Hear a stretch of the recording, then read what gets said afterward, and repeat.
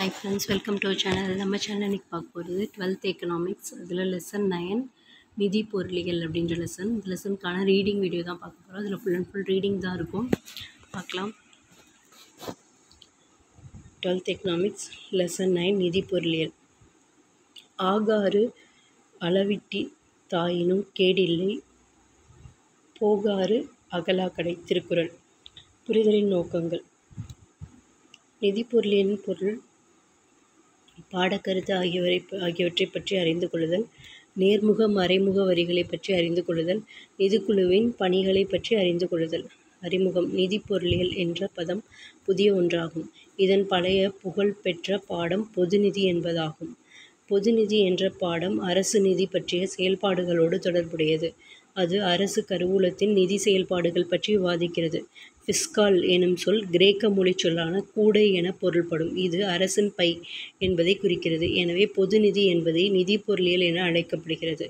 பொதுநிதி என்பது ஓர் அரசு தனது நிதி வளங்களை உருவாக்குவதும் செலவழிப்பதும் பற்றி கூறுகிறது. குடிமக்களின் மொத்த விருப்பங்கள் பற்றி அரசு கருத்தில் கொள்கிறது. தற்கால அரசு நலம் பேணும் அரசாகும். தற்போது அரசின் செயல்பாடுகள் உள்ளார்ந்து பரந்து விரிந்து காணப்படுகின்றன.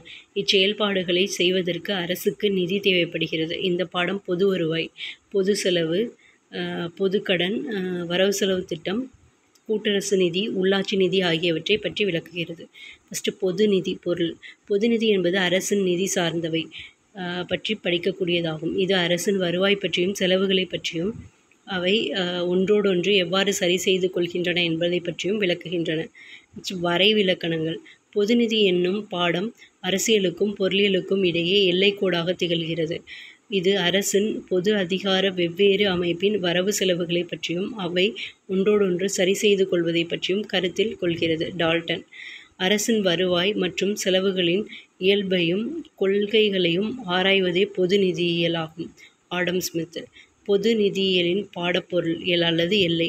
பொது வருவாய், பொது செலவு, பொதுக்கடன், நிதி நிர்வாகம், நிதி கொள்கை, இதெல்லாம் பொது நிதியின் எல்லை. நெக்ஸ்ட்டு, தற்காலத்தில் பொது நிதியியல் 5 துணை பிரிவுகளை உள்ளடக்கியுள்ளது. அவை பொது வருவாய், பொது செலவு, பொதுக்கடன், நிதி நிர்வாகம், நிதி கொள்கை. ஃபஸ்ட்டு பொது வருவாய். பொது வருவாய் என்பது வருவாயை பெருக்கக்கூடிய முறைகளான வரி வாய்ப்புகள், வரி எல்லா வருமானங்கள் பற்றியும், வரி கொள்கை, வரி விகிதம், வரி சுமை, வரியின் தாக்கம் ஆகியவற்றின் விளைவுகள் ஆகியவற்றையும் விளக்குகிறது. பொதுச்செலவு.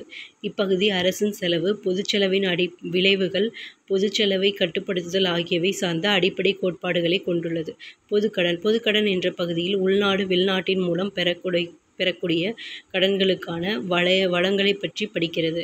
பொதுக்கடன் சுமை, அதன் விளைவுகள், திரும்பச் செலுத்தும் முறை ஆகியவை இத்தலைப்பின் கீழ் வருகின்றன. நிதி நிர்வாகம். இப்பகுதி அரசின் வரவு செலவு திட்டத்தின் பல்வேறு பகுதிகளை பற்றி படிக்கிறது. வரவு செலவு திட்டம் என்பது ஓராண்டிற்கான அரசின் பேரளவு நிதி திட்டமாகும். வரவு செலவு திட்டத்தின் பல்வேறு நோக்கங்கள், அதனை தயாரிப்பதற்கான வழிமுறைகள், நிதி ஒதுக்கீடு, மதிப்பீடு, தணிக்கை முதலானவை நிதி நிர்வாகத்தின் கீழ் வருகின்றன. நிதி கொள்கை. வரிகள், மானியங்கள், பொதுக்கடன், பொதுச்செலவு ஆகியவை நிதி கொள்கையின் கருவிகளாகும். நெக்ஸ்ட், பொதுநிதியும் தனியார் நிதியும். பொதுநிதி என்பது அரசின் வருவாய், செலவு, கடன்கள், நிதி நிர்வாகம் பற்றி விளக்குகிறது. தனியார் நிதி என்பது தனி மனிதர் அல்லது தனியார் நிறுவனங்களின் வருவாய், செலவு, கடன், அதன் நிதி நிர்வாகம் ஆகியவற்றை பற்றி படிக்கிறது. பொதுநிதியும் தனியார் நிதியும் அடிப்படையில் ஒன்று போல் இருந்தாலும் அவற்றின் அளவு, நோக்கம், விளைவு, தாக்கம் ஆகியவற்றில் மிகுந்த வேறுபாடுகள் உள்ளன. ஒற்றுமைகள். பகுத்தறியும் தன்மை. பொதுநிதியும் தனிநிதியும் பகுத்தறிவை அடிப்படையாக கொண்டவை. இரண்டும் குறைந்த செலவில் அதிக நலத்தை பெறுவதையே முக்கியமாக நோக்கமாக கொண்டுள்ளன. கடனுக்கான வரையறை. இரண்டுக்குமான கடன்கள் வரையறை கொண்டுள்ளது. தனது வருவாய்க்கு அப்பால் அரசும் செல்வதில்லை. அரசின் பற்றாக்குறை வரவு செலவு திட்டத்திற்கும் எல்லை இருக்கிறது. வளங்களின் பயன்பாடு. தனியார் துறையும் மற்றும் பொதுத்துறையும் வரையறுக்கப்பட்ட வளங்களையே கொண்டுள்ளன. இவ்விரண்டும் உத்தம அளவில் வளங்களை பயன்படுத்த முனைகின்றன. நிர்வாகம். நிர்வாகத்திறனானது அரசின் செயல்திறனையும் தனியார் செயல்திறனையும் பொறுத்து அமைகிறது. செயல்திறனின்மை, ஊழல் ஆகியவை நிர்வாகத்தில் காணப்பட்டால் விரயங்களும் இழப்புகளும் ஏற்படும். வேற்றுமைகள். வருமானத்தையும் மற்றும் செலவையும் சரிகட்டல். அரசு செலவினை மதிப்பீடு செய்து அதற்கேற்ப வருவாயை எழுப்ப முயற்சிக்கிறது. தனிமனிதர்கள் வருவாய்க்கு ஏற்ப செலவினை வைத்துக் கொள்வார்கள். எடுத்துக்காட்டாக, தனியார் நிதி என்பது இருக்கக்கூடிய துணி அளவிற்கு மேலங்கி கோட் தைப்பது போன்றும், பொது நிதி என்பது மேலங்கியின் தேவைக்கேற்ப துணி அளவை முடிவு செய்வது போன்றதாகும். கடன்: அரசானது உள்நாட்டு, அயல்நாட்டு வழிகள் மூலம் கடன்களை பெறலாம். மேலும் அரசானது பத்திரங்களை வெளியிட்டு மக்களிடம் கடனை பெறலாம். ஆனால் தனியார் இவ்வாறு அவர்களிடம் கடனை பெற முடியாது. பணம் அச்சடிக்கும் உரிமை: அரசு வேண்டுமெனில் பணத்தை அச்சடிக்கலாம். இது பணத்தை உருவாக்குதல், பகிர்வு செய்தல், நிர்வகித்தல் ஆகியவற்றை கொண்டிருக்கும். தனியார் பணத்தை உருவாக்க இயலாது. நடப்பு முடிவுகளும் எதிர்கால முடிவுகளும்: அரசானது எதிர்கால திட்டங்களை கருத்தில் கொண்டு நீண்ட கால முடிவினை மேற்கொள்கிறது. அரசின் முதலீடானது பள்ளிகளுக்கான கட்டடங்கள் கட்டுதல், மருத்துவமனைகள் கட்டுதல் மற்றும் அடிப்படை வசதிகளை மேற்கொள்வது ஆகியவற்றை உள்ளடக்கியுள்ளது. ஆனால் தனிநபர் நிதியானது குறுகிய கால திட்டங்களுக்கான நிதியை கொண்டவை ஆகும். நோக்கம்: பொதுத்துறையின் முக்கியமான நோக்கம் பொருளாதாரத்தில் சமூக நன்மையை வழங்குவதாகும். தனியார் துறையின்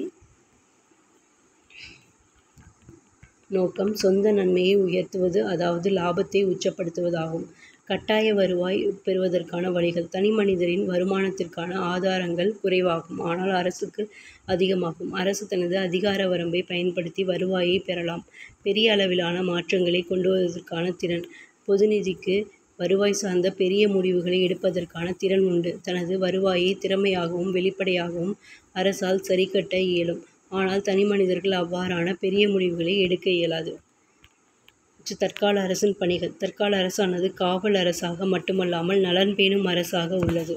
இது பொருளாதார சமூக கட்டமைப்புகளை உருவாக்குவதையும், நாட்டிற்கு உள்ளேயும் வெளியிலும் நிலைத்தன்மையை உறுதி செய்தல், நீடித்த நெடுநாள் வளர்ச்சிக்கான காரணிகளை பாதுகாத்தல் ஆகியவற்றில் பெரிய அளவிலான பங்கினை ஆற்றுகிறது. அரசின் முக்கியமான பணிகள் பின்வருவனவாகும்.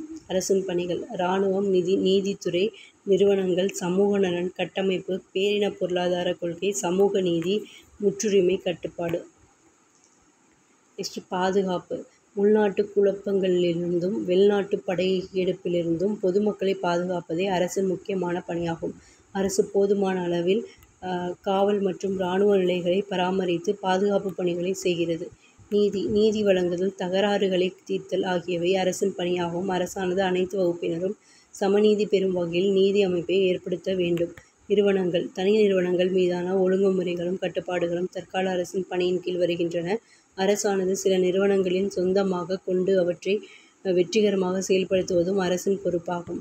சமூக நலன்: நாட்டு மக்களின் முன்னேற்றத்திற்காக கல்வி, சமூக பாதுகாப்பு, சமூக காப்பீடு, உடல் நலம், துப்புரவு ஆகியவற்றை ஏற்படுத்துவது அரசின் கடமையாகும். கட்டமைப்பு: தற்கால அரசுகள் சமூக பொருளாதார கட்டமைப்பினை உருவாக்குவதன் மூலம் பொருளாதார முன்னேற்றத்திற்கான அடித்தளத்தை அமைக்கிறது. பேரின பொருளாதார கொள்கை: பேரின பொருளாதார நோக்கங்களை அடைவதற்காக நிதிக் கொள்கை, பணக்கொள்கை ஆகியவற்றை அரசு மேற்கொள்கிறது. சமூக நீதி: பொருளாதாரத்தின் வளர்ச்சி நிலையின் போது சமூகத்தின் சில பிரிவினர் மற்றவர்களை விட கூடுதல் நன்மை அடைகின்றனர்.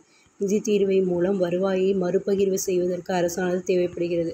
முற்றுரிமை கட்டுப்பாடு: ஒரு சிலரிடம் பொருளாதார சக்தி குவிந்து காணப்படும் தீமையை களைவது அரசின் முக்கியமான பணியாகும். இதனை களைவதற்காக முற்றுரிமை, வாணிக கட்டுப்பாடு நடவடிக்கைகள் அரசு மேற்கொள்கிறது. அரசு 3 விதமான வழிகளில் பங்காற்றுகிறது.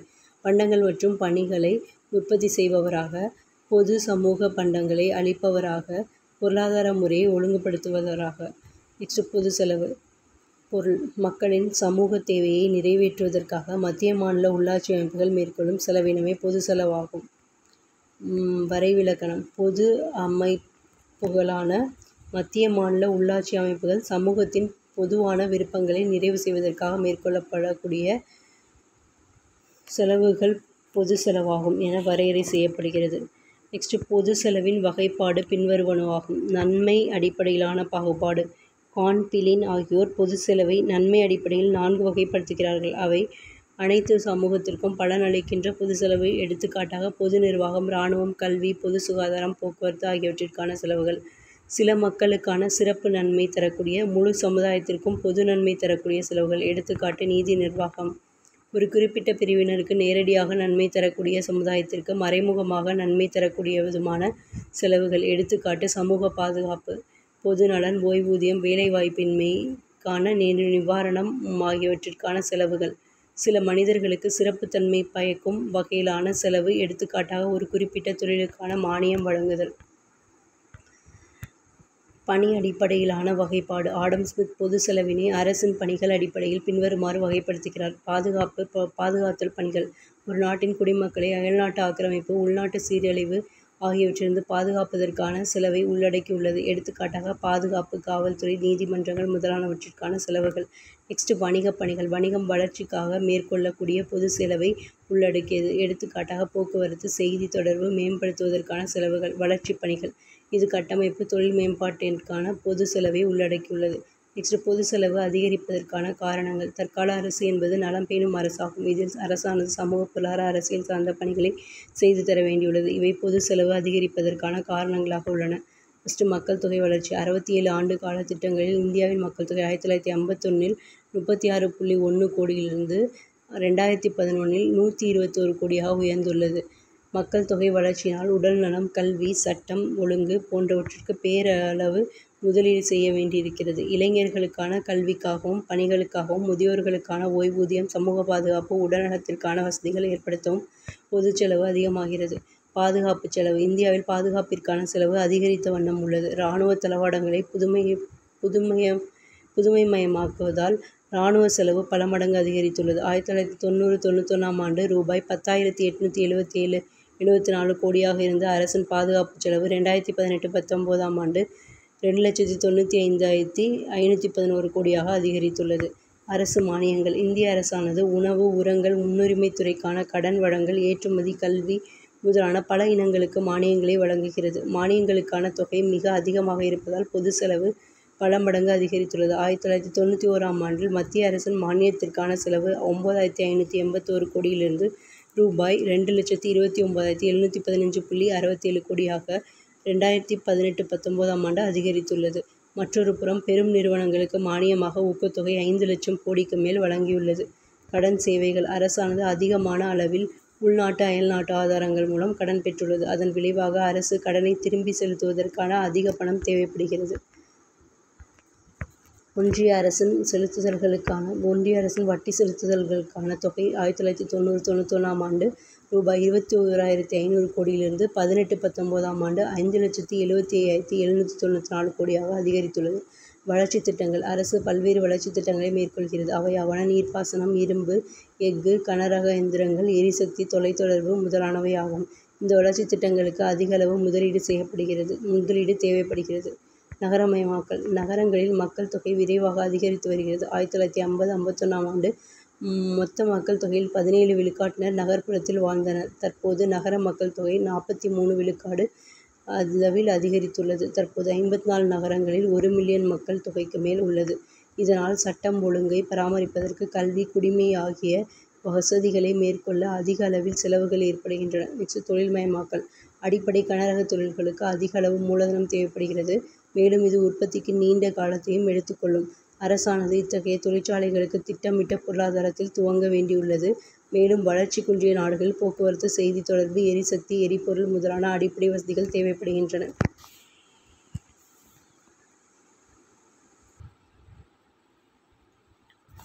மாநிலங்கள், ஒன்றியங்களுக்கான மானியங்கள் அதிகரிப்பு. இயற்கை பேரழிவுகளை எதிர்கொள்வதற்கு மாநிலங்களுக்கும் ஒன்றிய பகுதிகளும் வழங்கப்படும் மானியங்கள், உதவித்தொகை பெருமளவில் அதிகரித்துள்ளது. பொது வருவாய்.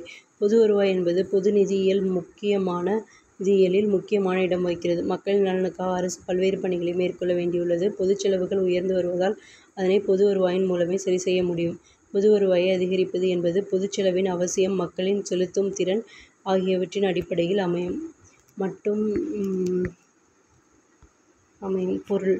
பொது வருவாய் அல்லது பொது வருமானம் என்பது அனைத்து மூலங்களின் வழியாக அரசு பெறும் வருமானத்தை குறிக்கும். டால்டன் கூற்றுப்படி பொது வருமானம் என்பதை குறுகிய பொருளிலும் பரந்த பொருளிலும் விளக்கப்படுகிறது. பரந்த பொருளில் பொது வருவாய் என்பது ஒரு குறிப்பிட்ட காலத்தில் பொது அதிகார அமைப்பினர் பெறும் அனைத்து வருவாய் அல்லது கடன் உட்பட உள்ள பொருள் பெறுதல்களை குறிக்கும். குறுகிய கண்ணோட்டத்தில் பொது அதிகார அமைப்பின் வருமான வளங்களை மட்டும் உள்ளடக்கியுள்ளது. இதனை வருவாய் வளங்கள் என கூறப்படுகிறது. குழப்பத்தை தவிர்ப்பதற்காக பரந்த பொருளில் பொது பெறுதல்கள் எனவும், குறுகிய கண்ணோட்டத்தில் பொது வருவாய் எனவும் அழைக்கப்படுகிறது. குறுகிய பொருளில் பொது வருவாய் என்பது அரசின் வருவாய். இது வருவாய் சாதனம் எனவும் பரந்த பொருளில் அரசு கடன் வழியாக பெறுவதும் ஆகும். பொது வருவாயின் வகைப்பாடு. பொது வருவாய் இரு வகைப்படும். வரி வருவாய், வரியற்ற வருவாய். ஃபஸ்ட்டு வரி வருவாய். பொருள். வரி என்பது குடிமக்கள் எவ்வித பிரதிபலனும் எதிர்பார்க்காமல் அரசுக்கு கட்டாயமாக செலுத்தப்படக்கூடியதாகும். இது அரசால் சட்டப்படி வரி செலுத்துவோர் மீது விதிக்கப்படுகிறது. இதனை வரி செலுத்துவோர் மறுக்காமல் செலுத்த வேண்டியதாகும். வரைவிலக்கணம். ஒருவர், நபர் அல்லது ஒரு நிறுவனம் அரசிடமிருந்து எந்த ஒரு நன்மையும் எதிர்பாராமல் அரசுக்கு கட்டாயம் செலுத்தக்கூடியதாகும். அனடோல் முராட்.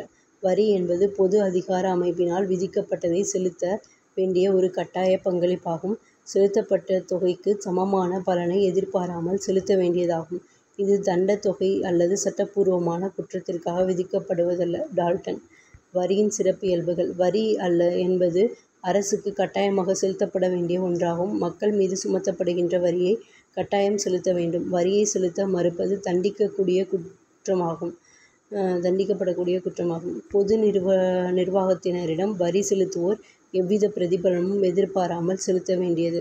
இதன் பொருளானது என்னவென்றால், வரி செலுத்துவோர் வரி செலுத்துவதால் தனக்கு குறிப்பிட்ட நன்மை ஏதும் எதிர்பாராமல் செலுத்தக்கூடியது. ஒவ்வொரு வரியும் வரி செலுத்துவோரின் தியாகத்தை உள்ளடக்கியது. வரியானது சட்டத்தை மீறியதற்காக சுமத்தப்படும் தண்டத் தொகை போன்று விதிக்கப்படுவதல்ல. சில வரி வருவாய் மூலங்கள். வருமான வரி, நிறுவன வரி, விற்பனை வரி, கூடுதல் கட்டணம், செஸ், வரிக்கு வரி, மேல் வரி. வரிசாரா வருவாய். வரி அல்லாத ஆதாரங்களிலிருந்து அரசினால் பெறப்படுகின்ற வருவாயை வரிசாரா வருவாய் என அழைக்கப்படுகிறது. வரிசாரா வருவாயின் ஆதாரங்களான கட்டணம். அரசிற்கான மற்றொரு முக்கியமான வருவாய் ஆதாரம் கட்டணமாகும். பொது நிர்வாகத்தில் செய்யும் சேவைக்காக கட்டணம் விதிக்கப்படுகிறது.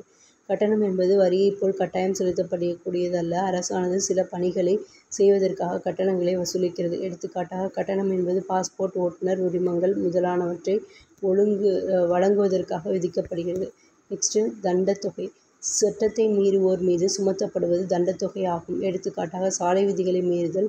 வருமான வரியை உரிய காலத்திற்கு செலுத்தாமல் தாமதமாக செலுத்துவோர் மீது விதிக்கப்படுகிறது. நெக்ஸ்ட்டு, பொதுத்துறை நிறுவனங்களில் வருவாய்கள். அரசானது பொதுத்துறை நிறுவன அமைப்புகளில் உள்ள உபரியை வருமானமாக பெறும். சில பொதுத்துறை நிறுவனங்கள் பெரிய அளவில் லாபம் ஈட்டுகின்றன. அதன் லாபம் மற்றும் பங்காதாயங்களை பொதுச் செலவிற்காக அரசு பயன்படுத்திக் கொள்கிறது. நெக்ஸ்ட், மேம்பாட்டிற்கான சிறப்பு தீர்வைகள். இது ஒரு குறிப்பிட்ட பகுதியில் அரசு மேற்கொண்ட பொது திட்டத்திற்காக அப்பகுதியினர் மீது சிறப்பு தீர்வைகள் விதிக்கப்படுகிறது. ஒரு பகுதியில் பொது பூங்காக்கள் அல்லது சாலை வசதி செய்வதால் அப்பகுதியில் நிலத்தின் மதிப்பு உயர்வதால் அப்பகுதியில் சிறப்பு தீர்வைகள் விதிக்கப்படுகின்றன. அன்பளிப்புகள், மானியங்கள், உதவிகள். தற்காலத்தில் ஒரு அரசிடமிருந்து மற்றொரு அரசுக்கு வழங்கப்படுவது உதவித்தொகையாகும். ஒன்றிய அரசு மாநில அரசுக்கும் மாநில அரசு உள்ளாட்சி அமைப்புகளுக்கும் அவற்றின் பணிகளை மேற்கொள்வதற்காக வழங்கப்படும் உதவியாகும். வெளிநாடுகளிலிருந்து பெறக்கூடிய உதவி அயல்நாட்டு உதவி என அழைக்கப்படுகிறது. வளரும் நாடுகள் இராணுவ உதவி, உணவுப் பொருட்கள் உதவி, தொழில்நுட்ப உதவி முதலானவற்றை இதர நாடுகளிலிருந்து பெறுகின்றன. நெக்ஸ்ட், மரண தீர்வை. ஒருவர் வாரிசு இல்லாமலோ அல்லது உயில் ஏற்படுத்தாமல் மரணம் அடைந்தால் அவர் மரணத்திற்கு பிறகு விட்டு சென்ற உடைமைகளை அரசு எடுத்துக்கொள்ளும். நெக்ஸ்ட், வரி விதிப்பின் புனித விதிகள். ஒரு நல்ல வரியில் இருக்க வேண்டிய சிறப்பு கூறுகளையும் தன்மைகளையும் புனித விதிகள் என விவரிக்கப்படுகின்றது. புனித விதிகள் என்பது அனைத்து வரிகளுக்கும் பொதுவானதாக இல்லாமல் தனிப்பட்ட வரிக்கு மட்டும் அதன் தரத்தை குறிக்கிறது. ஒரு நல்ல வரியமைப்பு என்பது அனைத்து வகை வரிகளை சரியாக இணைத்து புனித விதிகளை பெற்றிருக்க வேண்டும். ஆடம் ஸ்மித் கருத்துப்படி 4 புனித விதிகள் உள்ளன. அவையாவன: வரி விதிப்பு விதிகள், செலுத்தும் திறன் பற்றிய விதி, நிச்சயத்தன்மை விதி, வசதி விதி, சிக்கன விதி. செலுத்தும் திறன் பற்றிய விதி. மக்களின் வரி செலுத்தும் திறனுக்கு ஏற்ப அரசானது வரி விதிக்க வேண்டும். ஏழை அல்லது நடுத்தர பிரிவினரை ஒப்பிடும்போது செல்வந்தர் அதிக வரி செலுத்தும் வகையில் இருக்க வேண்டும். நிச்சயத்தன்மை விதி. வரி வீதம் அல்லது செலுத்தும் காலம் குறித்து நிச்சயமற்ற தன்மை இல்லாத வகையில் அரசு வரியினை விதிக்க வேண்டும், உறுதிப்படுத்த வேண்டும். அரசு தன் போக்கிற்கு வரிகளை விதித்தால் அது மக்களின் செலுத்தும் திறன் மற்றும் வேலை செய்யும் திறனையும் பாதிக்கும். வசதி விதி. வரி வசூலிக்கும் முறையும் வரி செலுத்தும் காலமும் மக்களின் வசதிக்கேற்ப அமைய வேண்டும். வரி செலுத்துவோர்கள் வரியை எளிதாக செலுத்தும் வண்ணம் வசதியான ஏற்பாட்டை செய்ய வேண்டும். நெக்ஸ்ட், சிக்கன வரி. அரசு வரிகளை வசூலிப்பதற்கு பணம் செலவிடுகிறது. எடுத்துக்காட்டாக, வரிகளை வசூலிப்பவர்களுக்கு சம்பளம் வழங்கப்படுகிறது. வசூலிப்பதற்கான செலவு வரிகளை விட அதிகமாக இருந்தால் அவை மோசமான வரிகளாகும். எனவே ஆடம் ஸ்மித் கருத்துப்படி வசூலிக்கும் செலவுகள் குறைவாக இருக்கும் வரிகளை மட்டுமே அரசு விதிக்க வேண்டும் என்பதாகும். நேர்முக வரியும் மறைமுக வரியும். நேர்முக வரி. நேர்முக வரி என்பது ஒருவரின் வருமானத்தின் மீதும் செல்வத்தின் மீதும் விதிக்கப்பட்டு அரசுக்கு நேரடியாக செலுத்தக்கூடியதாகும். அவ்வரியின் சுமையை பிறருக்கு மாற்ற இயலாது. வரி வளர்வீத தன்மை கொண்டது. ஒருவரின் செலுத்தும் திறனுக்கு ஏற்றவாறு வரி விதிக்கப்படும். அதாவது பணக்காரர்களிடமிருந்து அதிகமான வரியும் ஏழை மக்களிடமிருந்து குறைவான வரியும் வசூலிக்கப்படும். நேரடி வரி சார்ந்த திட்டங்கள் கொள்கைகளை இந்திய அரசு நிதி அமைச்சகத்தின் கீழ் இயங்கும் மத்திய நேர்முக வரி வாரியத்தால் பரிந்துரை செய்யப்படுகிறது. நேர்முக வரி மறைமுக வரி. நேர்முக வரி வரிச்சுமையை ஏற்பவர் வரி செலுத்தும் பொறுப்புண்டு. மறைமுக வரி வாங்குபவர் இறுதியாக வரிச்சுமையை ஏற்பவர். வரி செலுத்தும் பொறுப்பு கடைக்காரர். எடுத்துக்காட்டு நேர்முக வரிக்கு வருமான வரி. வருமானம் பெறும்போது வரி செலுத்துவதற்கான பொறுப்பும் ஏற்படும் இறுதியான வரிச்சுமையை அவரே ஏற்க வேண்டும். இதுக்கு மறைமுக வரிக்கு எடுத்துக்காட்டு பண்டங்கள் பணிகள் மீதான வரி. கடையில் பொருளை வாங்கும் பொழுது முதலில் வரியை கடைக்காரர் செலுத்தியதை வாங்குவோரிடம் பெற்றுவிடுகிறார். வரிச்சுமை வாங்குவோர் மீது விழும். நெக்ஸ்ட் நேர்முக வரிகளின் நன்மைகள். சமத்துவம். நேர்முக வரிகள் வளர்வீதம் கொண்டவை. அதாவது வரி அடிப்படையை பொறுத்து வரி வீதம் மாறும். எடுத்துக்காட்டாக வருமான வரி சமத்துவ விதி அடிப்படையில் அமைந்துள்ளது. நெக்ஸ்ட் நிச்சயத்தன்மை. நேர்முக வரி நிச்சயத்தன்மை விதியை உறுதி செய்கிறது. எடுத்துக்காட்டாக வருமான வரி செலுத்துபவர் எங்கு எப்பொழுது எவ்வளவு வரியை செலுத்த வேண்டும் என அறிந்துள்ளார். நெகிழித்தன்மை. நேர்முக வரிகள் நெகிழித்தன்மையை திருப்தி செய்கிறது.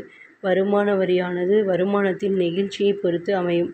வருமான மட்டம் உயரும் போது அரசிற்கான வரி வருவாயும் உயரும். சிக்கனம். நேர்முக வரிகளை வசூலிப்பதற்கான செலவு மற்றும் வரிகளை ஒப்பிடுகையில் குறைவாகும். ஏனெனில் வரி செலுத்துபவர்கள் நேரடியாக அரசிற்கு வரி செலுத்துகின்றனர். நெக்ஸ்ட் நேர்முக வரிகளின் தீமைகள். பிரபலமின்மை.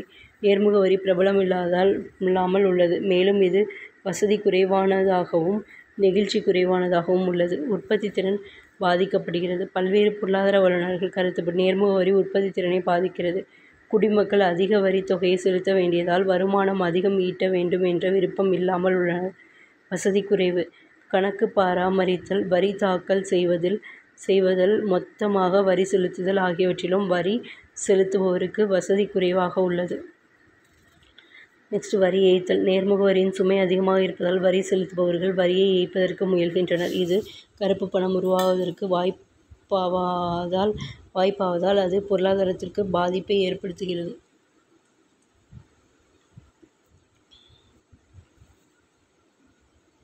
நெக்ஸ்ட் மறைமுக வரி. மறைமுக வரி எனப்படுவது பண்டங்களையோ பணிகளையோ வாங்குபவர் மீது விதிக்கப்படுகிற வரியாகும். மேலும் இது அரசுக்கு மறைமுகமாக செலுத்தப்படுகிறது. இவ்வரிச்சுமை எளிதாக மற்றொருவர் மீது மாற்ற முடியும்.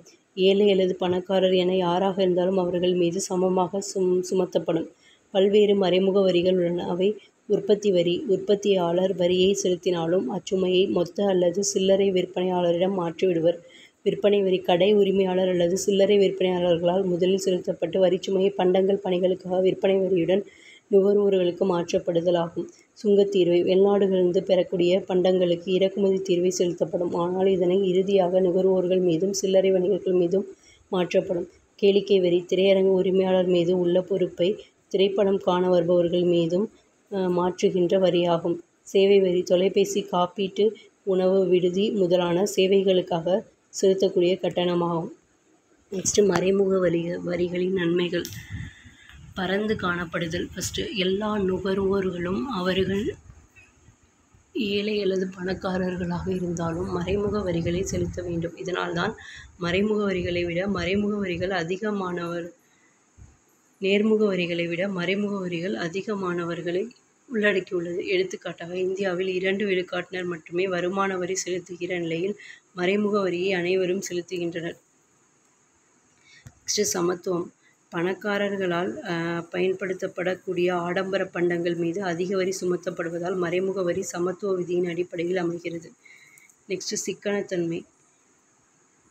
உற்பத்தியாளர்களும் சில்லறை விற்பனையாளர்களும் வரியை வசூலித்து அரசுக்கு செலுத்துவதால் வசூலிப்பதற்கான செலவு குறைவாகிறது.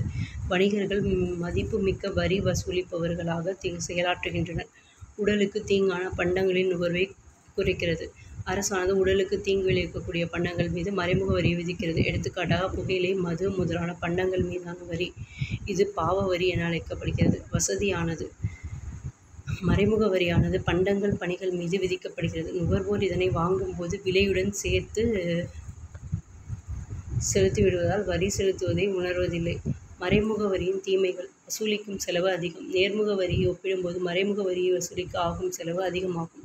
அரசு பெரும் தொகையை மறைமுக வரி வசூலுக்காக செலவு செய்கிறது. நெகிழ்ச்சியற்ற தன்மை. நேர்முக வரிகளை ஒப்பிடும்போது மறைமுக வரிகள் குறைவான நெகிழ்ச்சித்தன்மை கொண்டவையாகும். மறைமுக வரிகள் எப்போதும் சமமான விகிதாச்சார விகிதத்தில் அமையும். தேய் வீதம். மறைமுக வரிகள் சில நேரங்களில் நீதியற்ற தேய் வீதத்தன்மை கொண்டதாகும். வருமான மட்டத்திற்கு அப்பாற்பட்டு ஏழை பணக்காரர்கள் ஆகிய இருவரும் ஒரே மறைமுக வரி தொகையை செலுத்த வேண்டும்.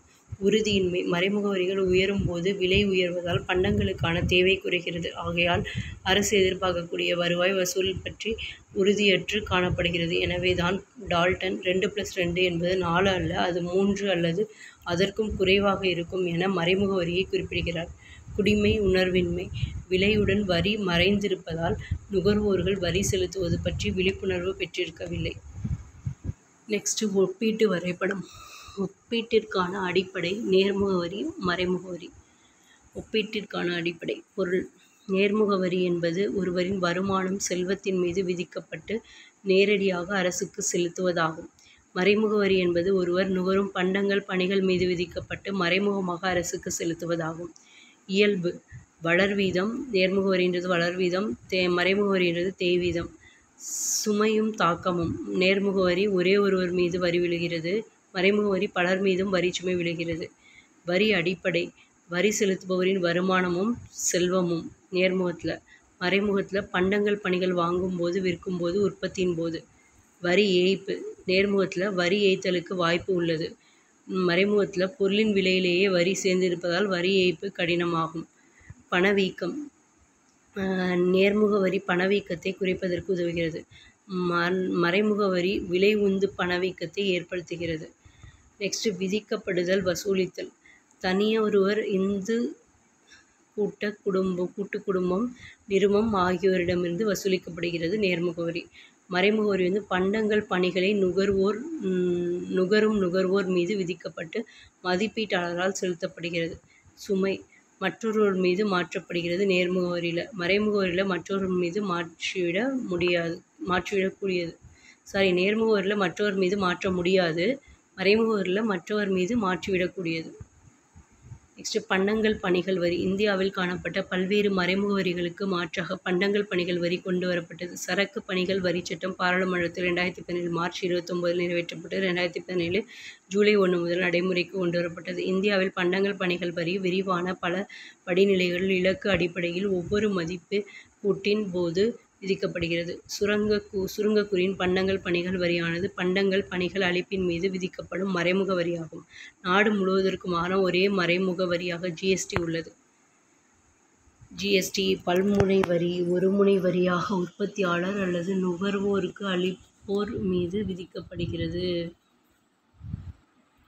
மத்திய அரசு விதிப்பது, மாநில அரசு விதிப்பது. மத்திய அரசு விதிப்பது சுங்கவரி மீதான சிறப்பு கூடுதல் வரி, பணி அல்லது கடமை வரி, சேவை வரி, துணை கலால் வரி, மத்திய கலால் வரி. மாநில அரசு விதிப்பது மாநில மதிப்பு கூட்டு வரி அல்லது விற்பனை வரி, பொழுதுபோக்கு வரி, மத்திய வருமான வரி, நுழைவு வரி, வாங்குதல் மீதான வரி.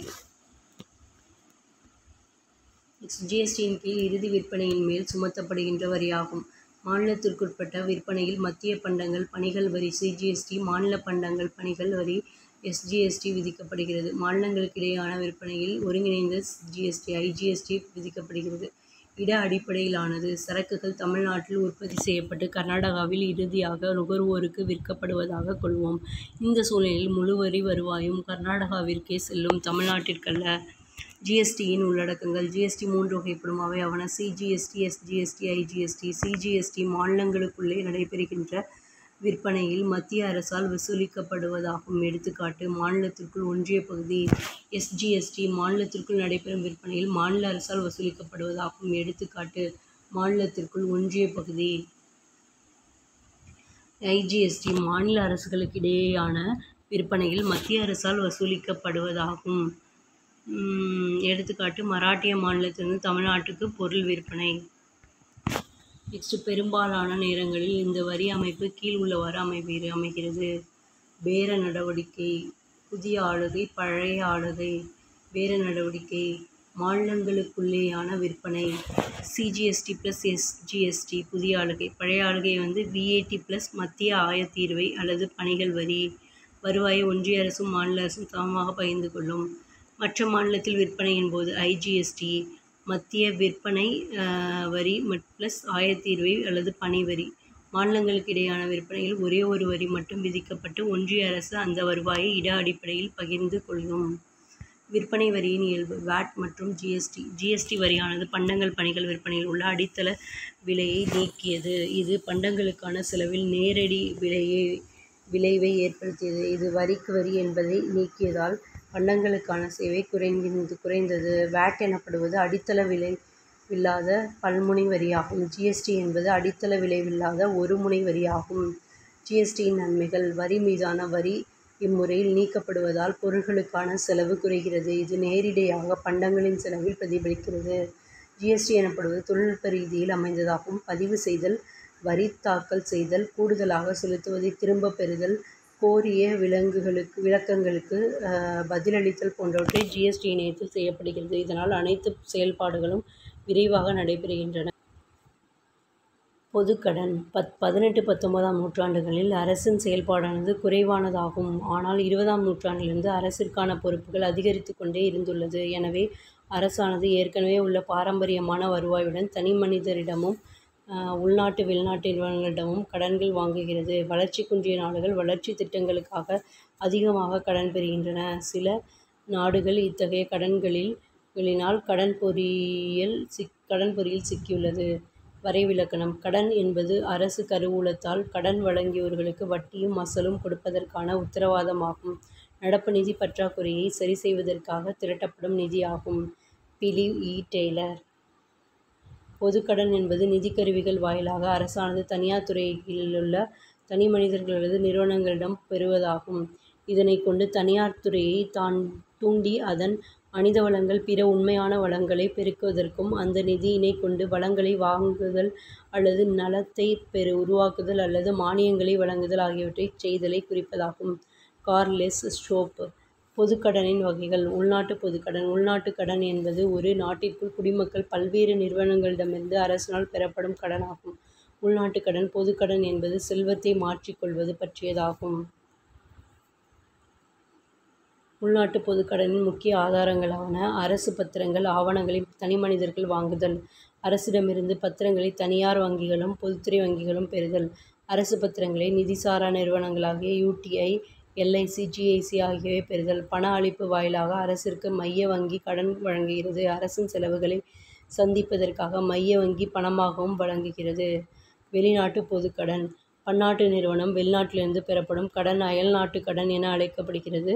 IMF, உலக வங்கி, IDA, ADB ஆகிய அமைப்புகளிடமும் வெளிநாட்டு அரசுகளிடமும் கடன் பெறுவது அயல்நாட்டு கடன்களுக்கான முக்கியமான ஆதாரமாக உள்ளது. வெளிநாட்டு கடன். ஜூன் 2018 நிலவரப்படி நாடுகள் வெளிநாட்டு கடன் $1,000,000. தலாவீத கடன் அளவு $. மொத்த உள்நாட்டு உற்பத்தியின் கடன் விழுக்காடு GDP. ஓகேவா. America 98%, England 313%, France 213%, Germany 141%, Japan 74%, சீனா 14%, ரஷ்யா 40%, இந்தியா 20%. இந்தியா கடன் $1,000,000 5,29,000. கடன் அளவு $. 380. உற்பத்தியின் கடன் விழுக்காடு. மொத்த உள்நாட்டு உற்பத்தியின் கடன் விழுக்காடு 20%. உலக வங்கி அறிக்கை மற்றும் இந்தியாவின் கடன் சார்ந்த அறிக்கை. மார்ச் 2018 RBI அறிக்கை நாள் 29/6/2018.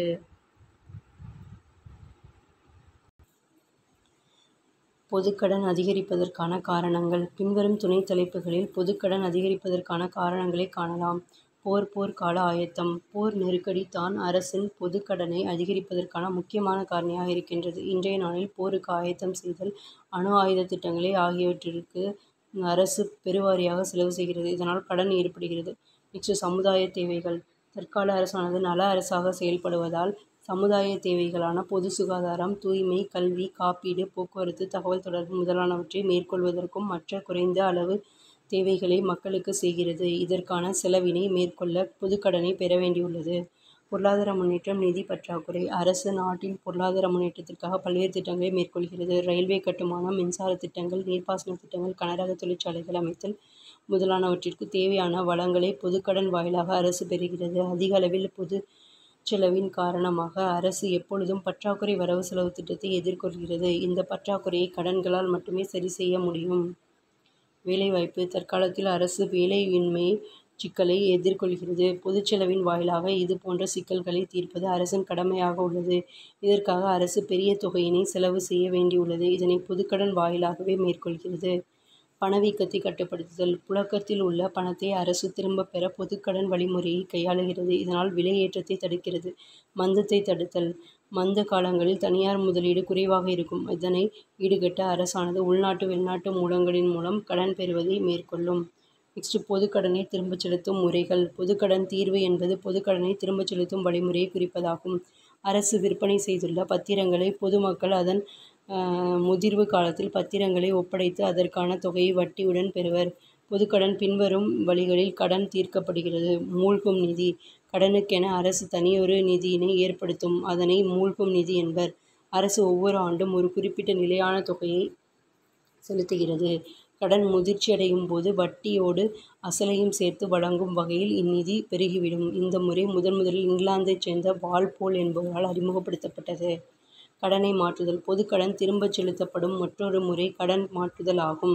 இம்முறையில் பழைய கடனை புதிய கடனாக மாற்றப்படுகிறது. இம்முறையின் கீழ் அதிக வட்டி கொண்ட பொதுக்கடன் குறைவான வட்டி கொண்ட பொதுக்கடனாக மாற்றப்படுகிறது. டால்டன் கடன் மாற்றுதல் கடன் பளுவை குறைக்கிறது என்கிறார்.